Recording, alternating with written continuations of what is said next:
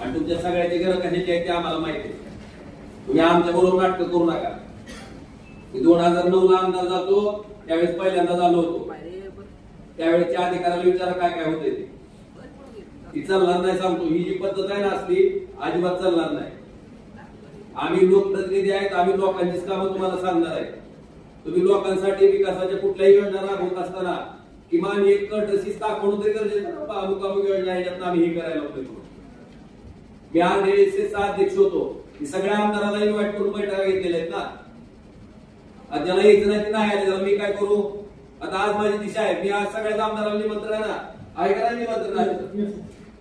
ज्याला गरज होती ते आले, ज्याला नाही आले ते नाही आले. निमंत्रण द्यायला आपण निवडून देत आहोत. दिशाला मी समजा मी खासदार आहे, निवडून द्या म्हणून सांगतो का? मग अधिकारी म्हणून तुम्ही तसं करीत जावा. चालतंय का तसं केलं तर? ही पद्धत चालणार नाही. मला सांगतो, हे एक्झिक्युटिव्ह इंजिनियर PMJSY अजिबात चालणार नाही. आणि बाकीचं पण हिंमत तरी करून बघा. मग सांगतो, तुम्ही अधिकारी आहे, तुम्हाला अधिकाऱ्यांना जे प्रोटोकॉल दिला त्या प्रोटोकॉल प्रमाणे तुम्ही वागा आणि आमच्यावर मेहरबानी करू नका. आम्ही 22-23 लाख लोकांचं प्रतिनिधित्व करतोय. तुम्ही किमान आम्हाला सांगणं तर गरजेचं आहे. अमुक अमुक योजना, ह्या योजनेत आम्ही हे करायला लागलोय, आम्ही काय करू नका म्हणलं असतं का? आम्ही तुम्हाला सूचना 2 चांगल्या दिल्या असत्या.